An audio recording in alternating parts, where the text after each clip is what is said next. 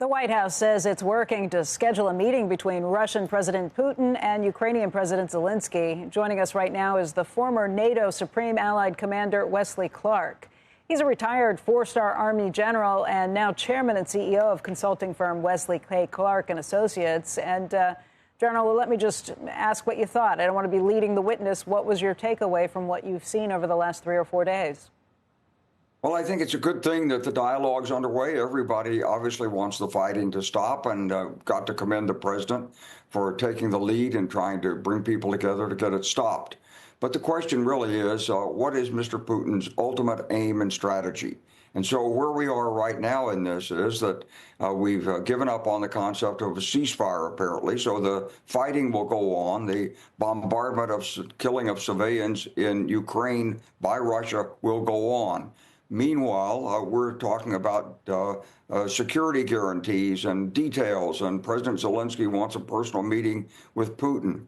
Honestly, most of us don't understand why President Zelenskyy is demanding a personal meeting with Putin. It seems to me that the first thing that has to be explored is what is the nature of the security guarantee that Europe and the United States will provide. Thus far, it's very, very sketchy. When the Europeans say they'll put some troops on the ground in Ukraine, but in the western part of Ukraine, that's no security guarantee. Everything about this requires detailed work.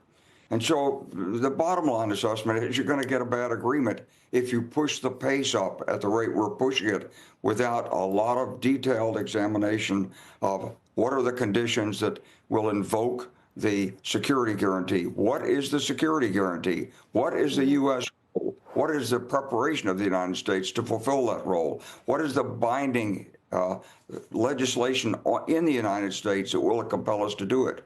You know, you go back to 2014, the little green men came into Crimea. Everybody knew they were Russian soldiers. The Ukrainians asked the United States for help because we had signed a pledge in 1994, the Budapest assurances that we would protect their borders.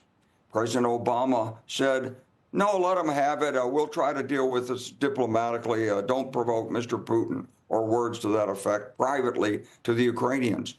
That's what they did. And here's the result 11 years later. So everything here is about the details. And you've got to assume that Mr. Putin, who's spent 25 years bemoaning the failure of the Soviet Union and seeking a way to recreate it, is going to certainly work the details against us. So we're a long way from done on this.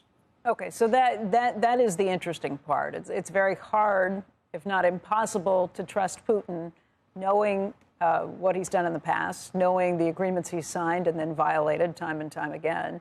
How would you go about doing this agreement? You know, a NATO light sort of agreement. What should it look like, and how would you get it passed through Congress too? Well, first of all, a NATO-like agreement is not foolproof. It doesn't commit you to go to war against Russia. It says you'll provide assistance as you deem appropriate, essentially. And that assistance might be, just as President Obama did, said, we'll call Putin and tell him to stop. So it's not exactly the way it's being portrayed. That's the first thing. Secondly, if you were in Ukraine's position and President Trump's position, you want a just, sustainable peace. It's a matter of putting the military forces forward, not west in Ukraine, but right up on the ceasefire line. General, it sounds to me, though, like what you're saying is no agreement is ever going to be safe. Basically, it depends on who the commander-in-chief is and whether Putin is going to be afraid of that person or not. If Obama looked the other direction, as you just said, so you're only as strong as the commander-in-chief. That's right.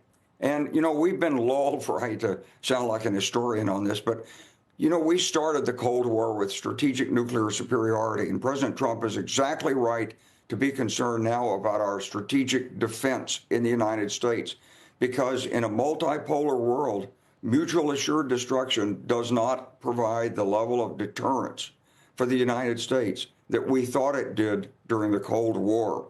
And so the idea that the United States is going to backstop everything, you've got to put your cards on the table. If we're going to do this, put some U.S. troops there.